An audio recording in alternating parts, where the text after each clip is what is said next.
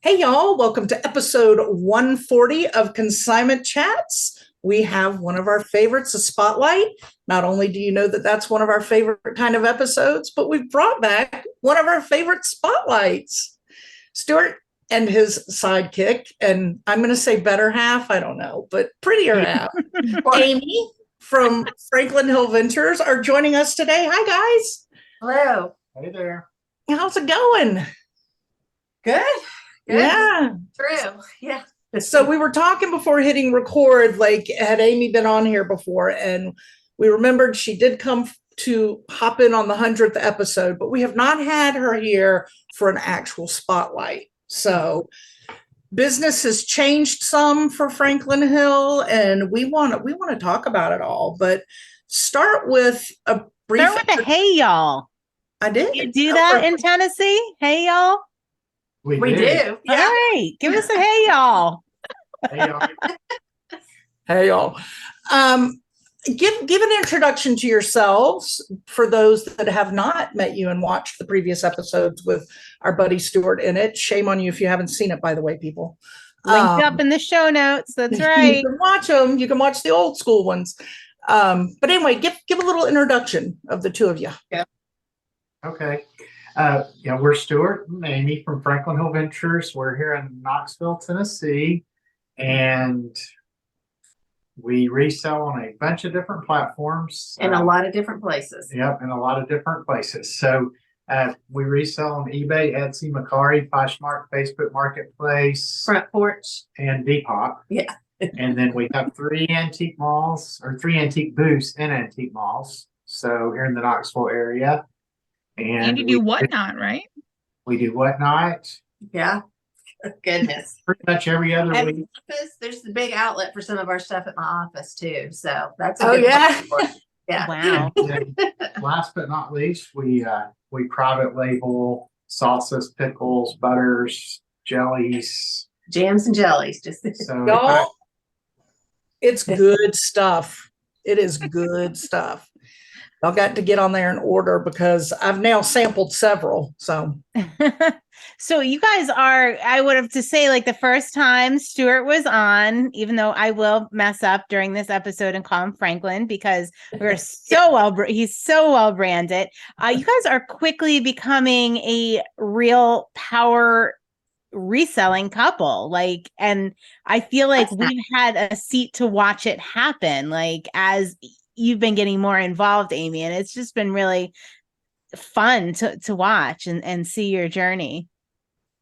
Do you want to talk a little bit about how you got into it?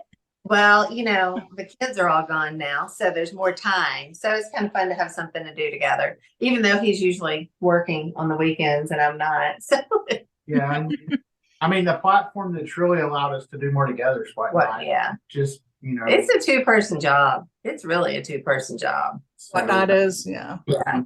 But I mean, yeah, it's what I did a lot of shows by myself for a period of time, but it's just a lot more fun. Moves faster. Yeah, I mean, having a second person so you have some banter, especially when shows slow down, so you don't feel like you're just talking to the wall. You can, at least talk to each other. Right. But, is anybody out there? I couldn't do what I do without Amy for sure. So I'm the insurance. So yeah, he literally could not do what he does. provide the insurance through her. So what, coming in on this, how did you, Amy, start to get your feet wet, with the business, and what was the draw other than spending time, of course, with your husband? What was really the draw? Well, I mean, I actually started the eBay account a long time ago. Gosh. It was AJTR mom for the longest time, the first letter of each of the kids' names. So, so I started it just trying to make a little money on the side when I was staying home with the kids. 1998 is when our eBay store started. So it just, and then the kids took over because they were 4 and 5 years and there just wasn't a whole lot of time for it. But then Stewart came back and, we've always liked to yard sale on the weekends and stuff, and we take the kids and go. But, when the garage started to get full, it was time. All right. Motivation to clean out. I like that. And I got to tell you, having now gone on a sourcing day with them, a journey through sourcing at a yard sale, which we have an episode with some information about that. Having done that with Stewart and Amy, it is fun to watch them together because Amy's got an eye on her. She is good at finding things. She's finding good stuff. My husband's finding little wooden toys with barrels that show inappropriate things when you lift the barrel. Which Stewart has, don't you? You what? It's sitting in the antique mall right now. But... oh, wait, you bought it? Cracking up. Yeah, Amy's actually probably found and sold more than I have over the past month. She walks every morning at 5 a.m. And so in the last month, she's found 3 Adirondack chairs that were free on the side of the road. I get this call. I love them. Like, can you come down here? And, she's pacing back and forth. Can you come down here with the van and get these? So we got those 3 Adirondack chairs and sold. We still have one and sold 2. We sold 2 of them for $80. So it's like she found 420s laying on the side of the road while she was walking.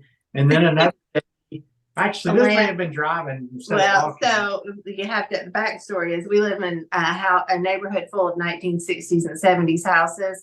And all these families are moving in now. So they're flipping the houses like crazy. And they just put everything out on the sidewalk, So we take it. We look for it. But yeah, Amy found the ceramic Christmas trees. Mm-hmm. And then this brass. Can you believe somebody put that out on the side of the road? That's crazy. Yeah. And then there was also this brass, like a gooseneck type lamp. It was double. It was probably from the 50s or 40s. Amy grabbed both of those. And I looked around, make sure nobody was watching me, but it's like, surely they didn't just leave these here, but I'm going to take them. And we ended up. Well, I have a confession. I love to put stuff out for free in front of my house and then watch to see who comes to get it. It's so much fun. So much fun. Forget, we had this great big brown fake leather chair that I got for like $5 somewhere. And I just got tired of it. So I put it out on the street. It sat there all day long. We had to go somewhere, came back at 9:00 at night. We're driving in the back of the neighborhood and it's pitch black dark. And all you could see is the chair coming down the road. Some kid was bent down behind it, pushing it up the street. It's still sitting on their front porch. It's probably been 10 years, 5 years, 7 years. Yeah, it's been a long time. It was. Oh, that's funny. Oh my gosh, I love it. Yeah, you never know who's going to stop, what the story is going to be. Oh, so fun. And sometimes it's you. I'll look, maybe one time I'll see you picking up if you ever come through PA. I don't know. Right? I'll look real quick. Well, our oldest daughter lived in Charleston for 5 years. And there's some good sidewalk picking there because everybody just sets their stuff out on the sidewalk when it's move out time. So, in Alabama when we found stuff. Oh my gosh. Yeah. Okay. Dumpster diving to Alabama. Yeah. We did that too. Wow. And y'all, this is when they are your people. They are your people. Right? And the kids were all for it. They weren't even embarrassed. We were at their college and they're like, what? Can you get that pillow? Can you grab that? I had to break Nick in because when I lived in Conshohocken, when Libby first opened the store, and I would come home and I'd be like, Nick, or I'd text him. I'd be like, Nick, there's a dresser on West 8th and da-da-da. And he'd be like, seriously? I'd be like, yes, you got to go get it. Really? Yes, honey, go now. He's like, honey, we make good money. We can buy a dresser. I don't know. Right. Maybe they're going to paint it and sell it. Go grab it. That was the beginning. He'd be the first one there now. 100%. He's all in now. Yep. We got a piece of furniture from a yard sale down the street. We still laugh because it wouldn't fit. We had our sedan with us at the time. And we spent the time with it wedged in the trunk. And he walked. So part of it was in the trunk of the car, the other part on his shoulder. And I just slowly drove all the way home while he had half in the back, half on his shoulder. Oh, this had to be before we started YouTube because that was right. Because that would have been a phenomenal video. But he'll do that now. Whereas before it was hard for me to get him to go get it in the first place. Now he's like, oh no, we're getting it. We'll figure it out. We'll make it work. Oh my gosh, Totally so different. fun. So I want to ask about Whatnot because we have an account. I know Libby's played around on Whatnot. Samantha, have you played around on Whatnot at all? No. All right. And I know this is one of your big places that you sell. I want to know a couple of things. I'm going to start with like when you are on Whatnot, and of course I kind of know some of these answers because I come and show up and shop.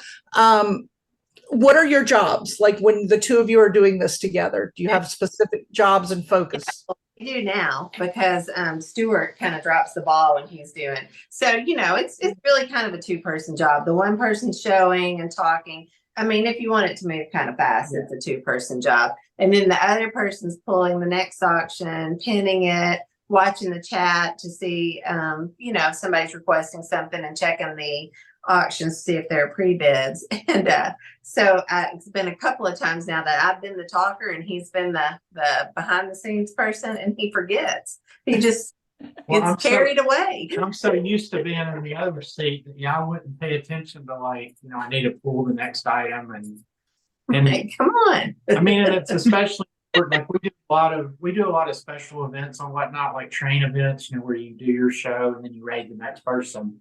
And those tend to be like just hour durations, and they have a hard stop because you got to rate the next person. So yeah, And those are like, I mean, they're like when we run a regular show, we'll usually do at least 2 hours and maybe 3. And those are a lot more leisurely, and you can, we're selling mostly ephemera paper stuff, so we'll be reading letters and showing pictures. Really cool stuff. Yeah, it's all It is.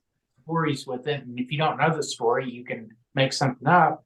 But when you run these special events, I mean, it's like a sprint. I mean, you're literally, you're looking for 20-second requests auctions and pre-bids, and you're having to pull stuff real quick. And we just found it works best if I'm kind of the host, the one talking, and then she's the one in the back. Whoops, there goes our dog. Sorry about that. That's all right. Can't hear it. So I'm curious because all right, so I've done Whatnot. It doesn't really fit in with my business model the way it is now, just because of the consignment and because we use other platforms, and I just couldn't make it work. Could we do other forms of live selling? But I've heard a lot of resellers say that, you're selling to a lot of other resellers. So how do you use it, and how are you guys making it work for your business? Like what works well? How could you answer some of those questions? So I've been on Whatnot, or we've been on Whatnot now for just over a year. I think the first show was in like May of last year, maybe. Yeah, so a little over a year. And like when I first started, we would sell about anything. I mean, we would do glassware shows, we would do, just different things. And what I found is that like I sell a lot of glassware, so I have no problem packing glassware. I mean, Amy calls me the China King of Knoxville, so we sell a lot of China and other breakers. But the difference I found is that it's one thing to wake up on a Monday morning and you've sold 10 or 12 breakables. You package them on Monday. But the difference, on Whatnot, in an hour show, you may sell 30, 40, items. A 2-hour show or a 3-hour show. So you're basically killing the whole next day. And then also Whatnot made some changes to their shipping, the way it worked, that made it, at least since I have so many other outlets to sell breakables between the other online marketplaces and our booths, it just really wasn't worth it to continue down the road of selling that kind of stuff. So we really niched down just to ephemera, because even if you sell 50 ephemera items, it's relatively easy to package. Now we'll always sell jars of our jams and jellies during the show, and I have other, like I do put sell some little stuff. And occasionally I'll put some breakables in the buy it now, and we might sell some of those, but for the most part, I'm not putting 15 pieces of paper together, putting some cardboard around it and putting it in a padded envelope. So that's pretty easy. But what I've found with Whatnot, just like any platform, but I think it's even more important. And I see this when I watch a lot of shows. You can't bring junk to Whatnot. Any more than you can list it anywhere else. Just because you have 100 items in your auction catalog, it still has to be good stuff. And then you've also got to realize that for the most part, to your point about there being resellers on there, and we've seen the ephemera category grow a lot. I feel like there's more true buyers than there used to be. Okay. But you're still not going to get the same margins that you get on eBay or other platforms. At least that's been my experience. And that's pretty much what I hear other people say as well. So, you've got to make sure that you're selling stuff that you've, sourced for something where you can still make money. And, especially with ephemera, like I might could get slightly more listing it, but the volume's so high. It'll sit there for a Yeah, while. and it's long tail on eBay, and plus it just the amount of time to spend listing versus what you can list on Whatnot, it's just night and day. So it's the whole the fast nickel versus the slow dime deal, and And ephemera is better for the buyers on Whatnot, right? Because the shipping is cheaper. Yeah, and they've changed the whole shipping model. I don't want to go into the whole way it works now, but it's basically up to 5 pounds. It's the most it'll be is $8.35 for anybody. But when you get up to 5 pounds, it's when it starts getting into calculated priority if you can't fit it in a flat rate box. So Gotcha. in Knoxville, if I'm selling to California and somebody buys 16 pounds of glassware, it could get really, really expensive for one of the two parties. Depends on how you have your shipping set up, whether you're paying or they're paying. But yeah, so it's just tough. Now, Whatnot gives you like 5 free, I guess not mess ups, but miscalculations or whatever a week. But if you're selling a lot of glassware, you can easily eat that up. So for us, we've just found that ephemera works best, and there's a lot of collectible sellers on there who I think do well, but. It's so cool that you guys have figured that out and kind of found your niche. And I love selling to other resellers. Absolutely. They're like my favorite people to sell to because they just, they just want it at a good price. It's quick. It's easy. It's a beautiful thing. Yeah. Wow. I have heard other resellers. Wait, can we back up 1 second? Because I've gotten this question a couple times in the past. Tell us ephemera. Define ephemera for us. I'm sorry, but we need to do that. Yeah, so like the technical term, I guess, for ephemera was anything made of paper that was meant to be thrown away and not kept.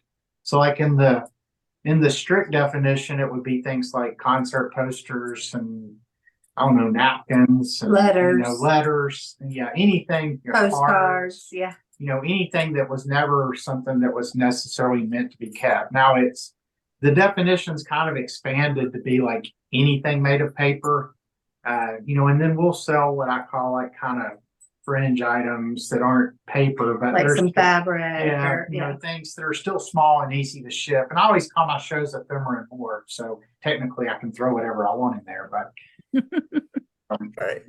thank you. I'm sorry, Molly. That's all right. You had a really good thought. No, I don't anymore. So it's gone.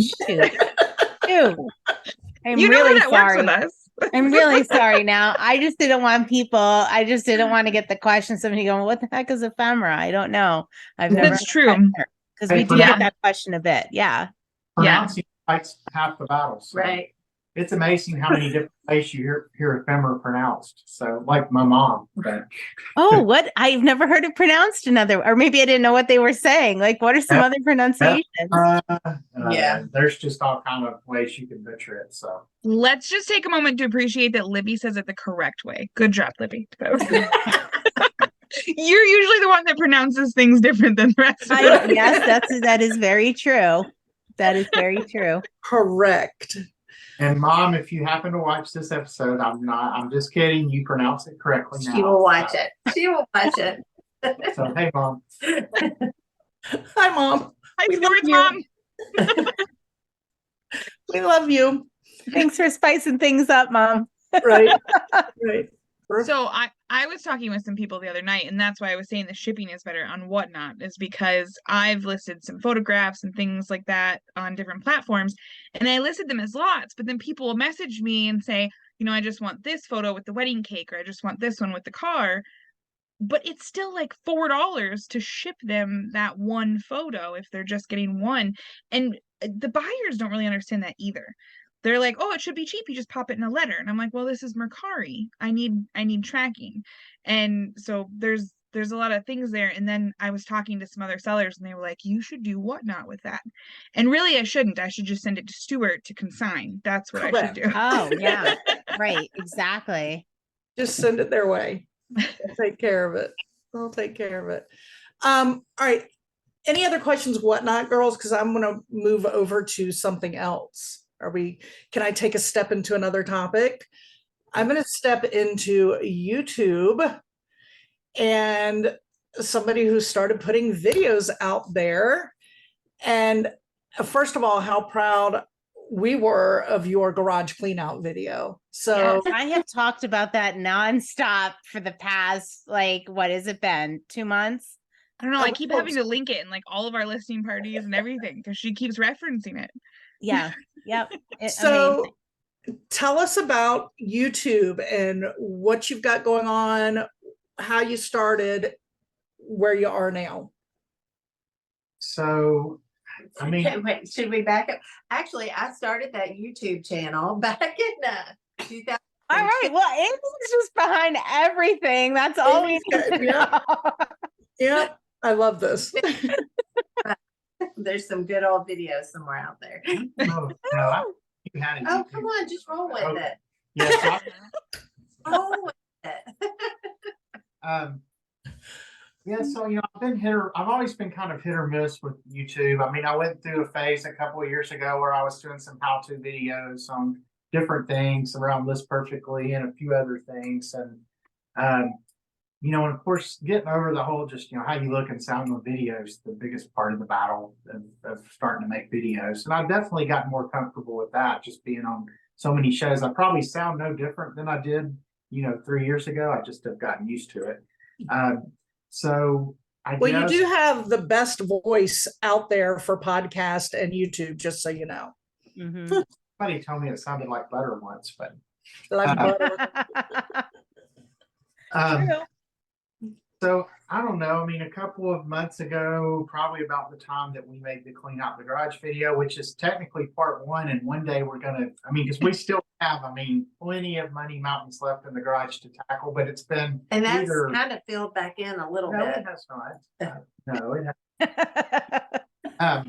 Oh, this will be a good This will be good video, right? All right. So go ahead, film the second one. Amy, get out there. Let us see the truth of it and we'll link it up. Yeah, I'll bring it down real quick. I'm hoping maybe Saturday after the UT game, we might can tackle it and do part 2. Because we have plenty. If you divide the garage into quadrants, we tackled quadrant 1 and we still have 2, 3, and 4 left to go. And I don't even think you'd have to divide it into 8. Yeah, maybe 8. But we tackled probably the easiest part. You saw how much stuff we pulled out of there. But that kind of gave me the bug because up until that point, that was by far our most successful video. For us, I think we had 600 views or so, maybe. Which I've never gotten more than like 50 on anything. You're welcome. We keep linking it and everything. 450 of those probably came from us, And then we did the one with y'all, the one in Greensboro, the US 21 yard sale, and that one was a lot of fun. And we had fun making it and fun with all the stuff we found, and that one was fairly successful. So hot. And that house we went in was 140 degrees. I have told more people about that house. Did we?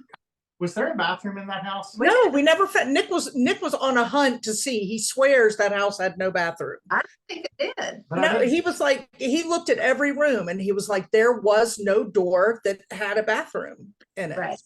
So I was shown a house when I was buying my house 10 years ago. I was shown a house where the bathroom was in the basement, just at the bottom of the stairs, a toilet. That was it. There was nothing around it. You had to walk over it to get to the rest of the basement, your laundry room. That was the bathroom. No. Yeah, there are houses that do not have bathrooms. Well, what I'm wondering is there was a little old lady living in there for what they said forever, right? Until 4 months before the estate sale. The sale. So where was she going to the bathroom? Well, there was certainly no air conditioning. That's not a bed pan.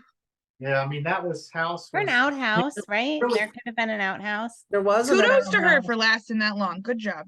Yeah, God it was a bless. really good house, but it was pretty disgusting. So, but hey, that's found the best stuff, That's right? You know, right. you got to dig through the muck.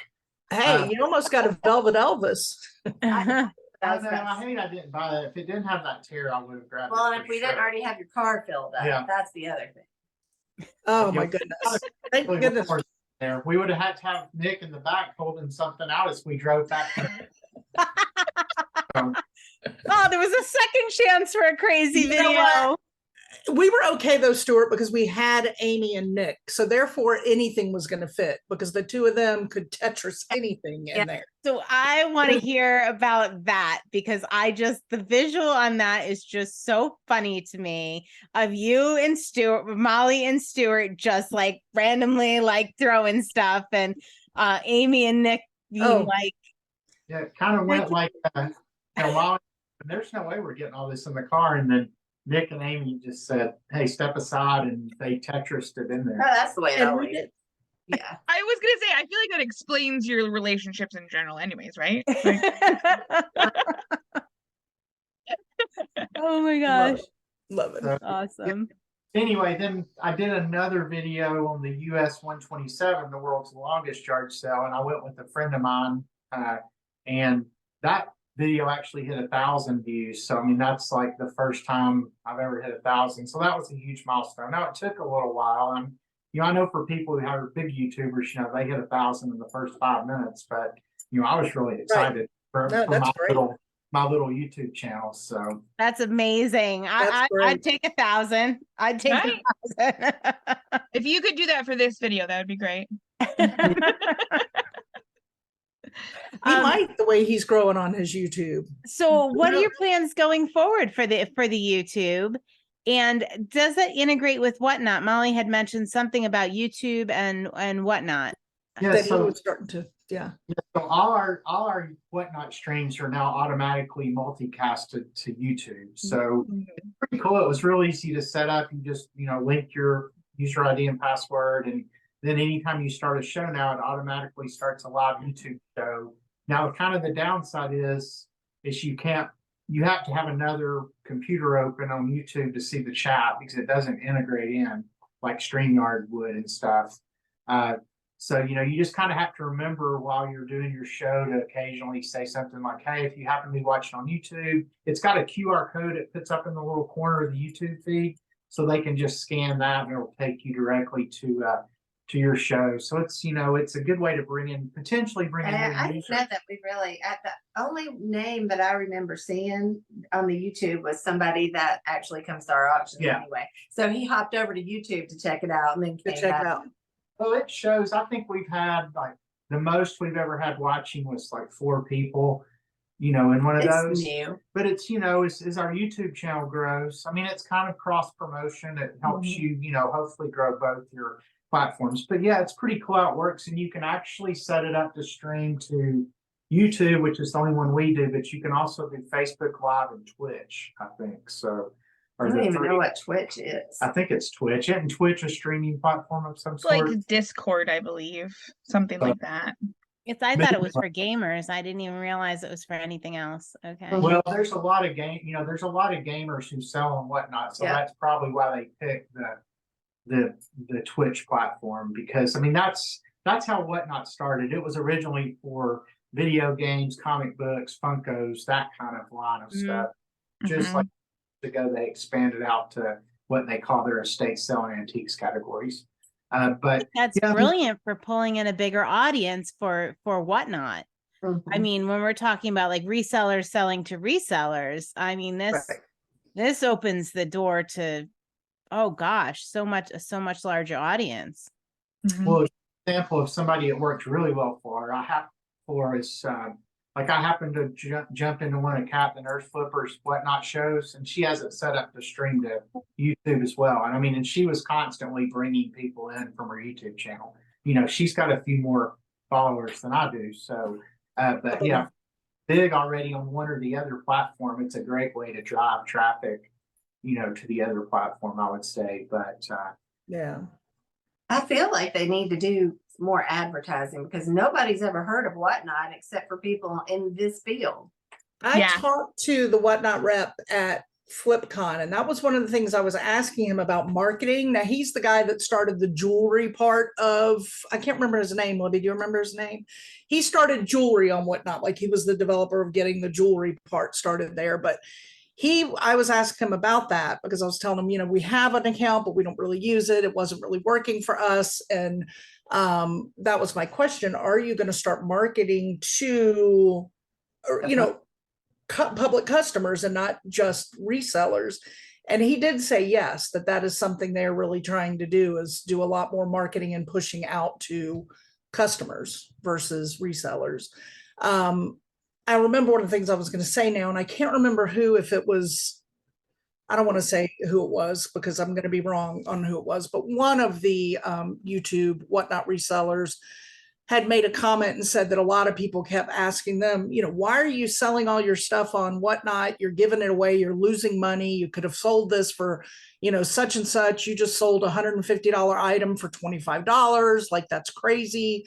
And his response to that, and he brought it up in one of his recordings, was that he loves to source items and know that he just got a great deal on an item, but then turns around and somebody else buys it and they got a good deal and he still makes a good amount of money on it. Like, he was pricing it where he was selling to resellers for resale, but because he was getting the stuff where he was getting it and how he was getting it, he was feeling really good about it because it was a win-win and he felt good across the board about how it was going. So I thought that was an interesting thing.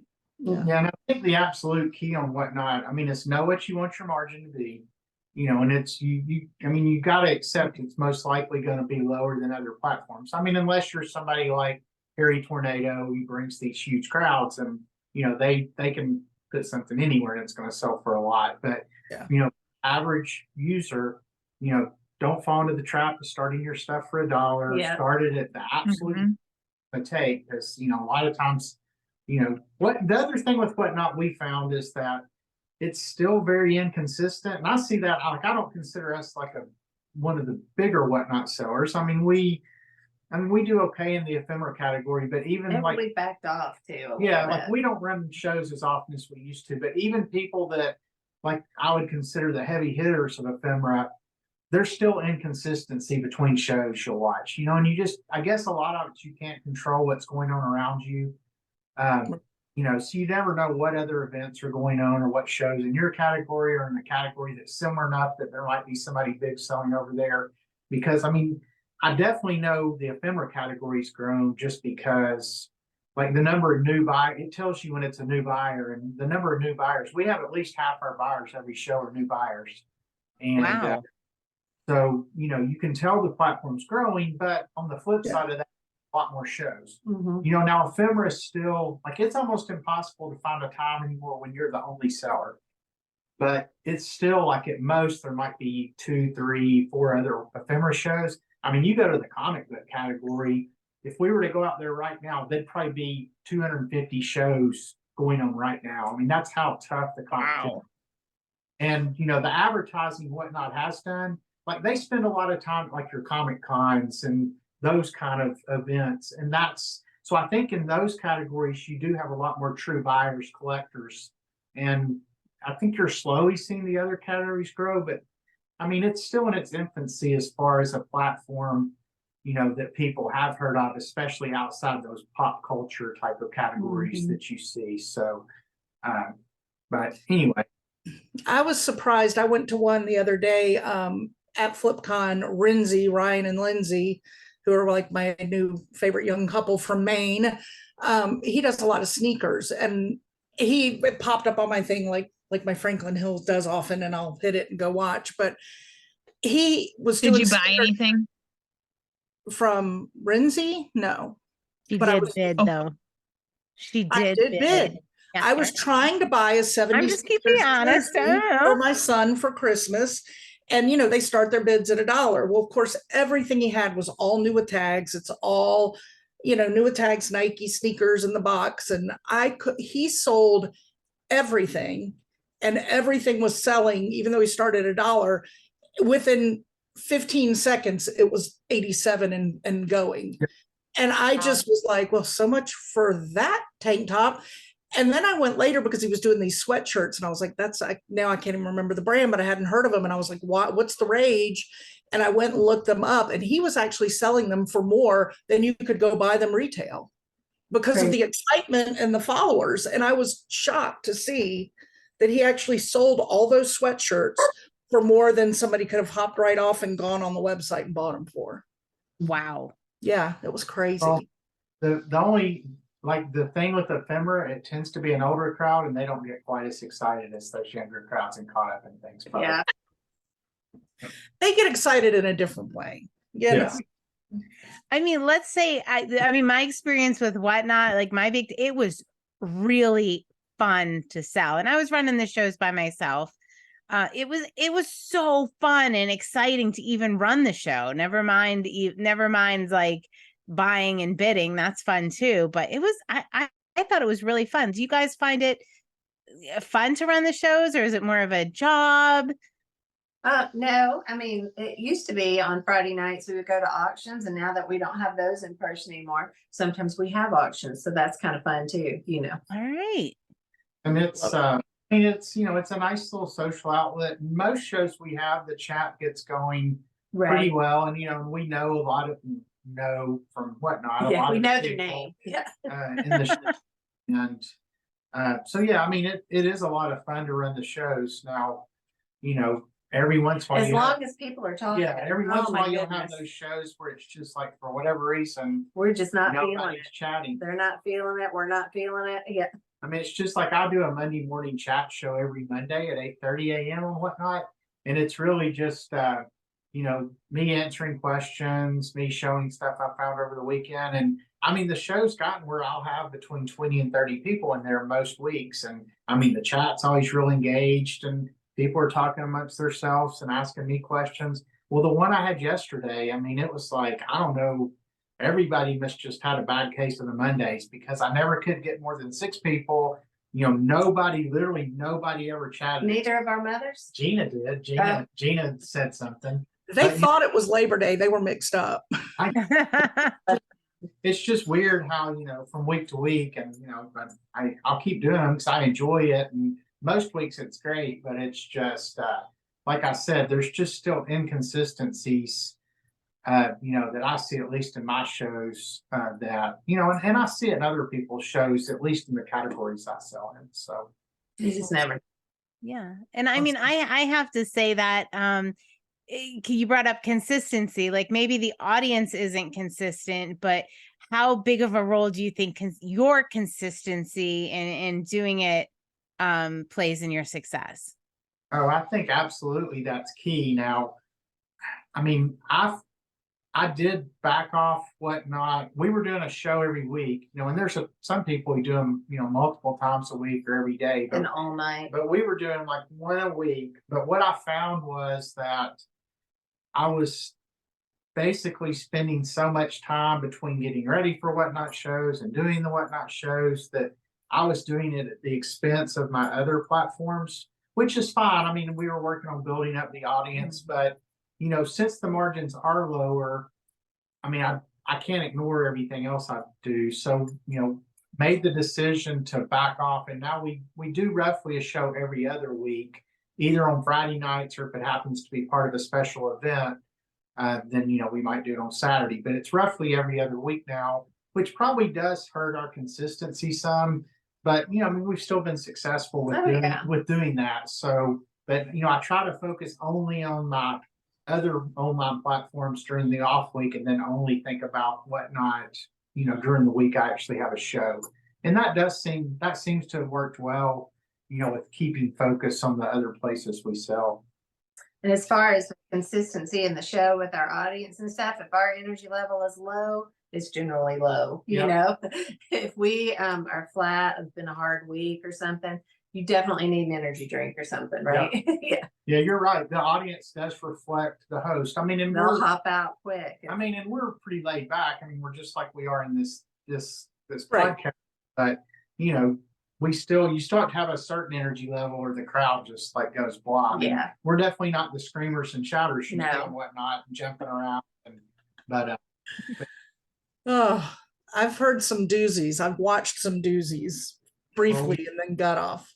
Whatnot's cracking down on a lot of the shenanigans going on. I think they're trying to become a little more legit as far as just like I know they've completely cracked down on the gambling stuff that went on Whatnot as far as like having to buy stuff to get entries into a drawing to win something. I mean, there were so many channels doing like raffle stuff like that. And I mean, it's technically illegal, to do that.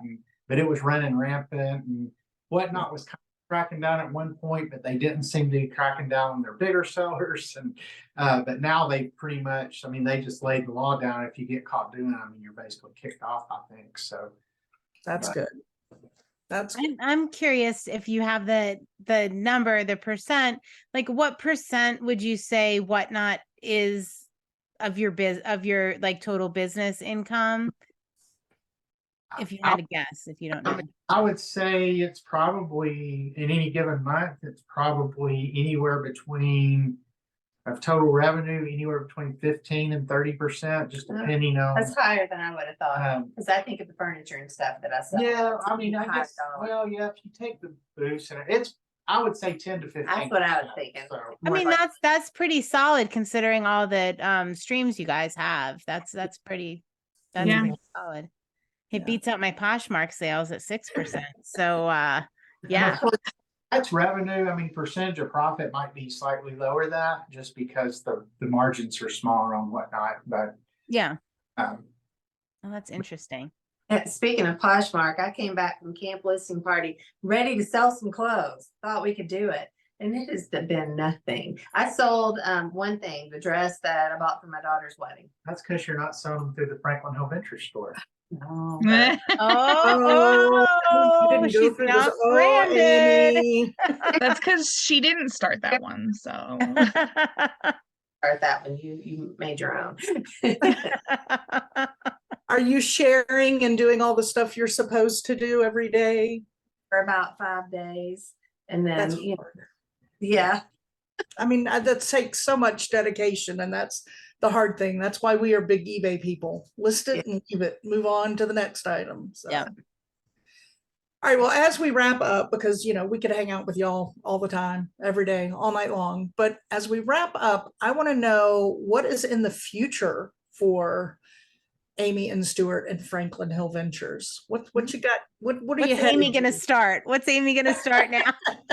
I don't know. Now, I mean, like the immediate future, I am part of a podcast now, so we'll see how that goes. We'll be 3 episodes in after we do our next one. So we've done 2 episodes, and that's the Finders Flippers podcast, but it's spelled FYNDERZ, and then Flippers is FLYPPERZ. So basically, take the S's off, put a Z.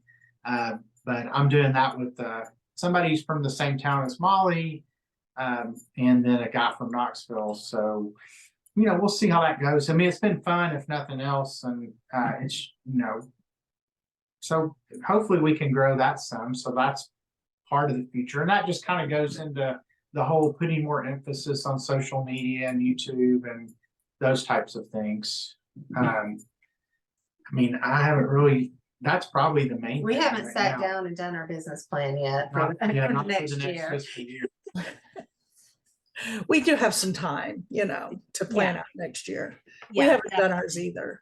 But, I just thought that was a good way to end, just kind of asking what's going on. Yeah, and I want to I'll link up the podcast in the show notes, and I can't wait to find out more about that. That sounds like a really exciting venture. We love our fellow podcasters. Yes, Fine. we do. And if you go to the Franklin Hill Ventures YouTube page and go to the community tab, I think I've got a link to the video, like one of our videos in there, so you can also get to it that way. Which Awesome. might be easier than trying to remember the spelling, y'all. Right. he told me it was like Leonard Skinner, and then it clicked. I That remember the clicked. Y Yes, was then. that does help. That does help. Mhm. All right. Do you guys have your cups with you? Because, we have to toast at the end of every episode. Oh, Ah, all right. I want to thank you guys again for joining us because we love you and we love having you. And until next time, Cheers. thanks for joining Libby, Molly, and Samantha, the ladies of Consignment Chats, as we build a resourceful community of collaborative resellers. Find all the ways to connect with us on consignmentchats.com. Episodes are available on YouTube and anywhere you get your podcasts. In addition, join our free private Facebook community.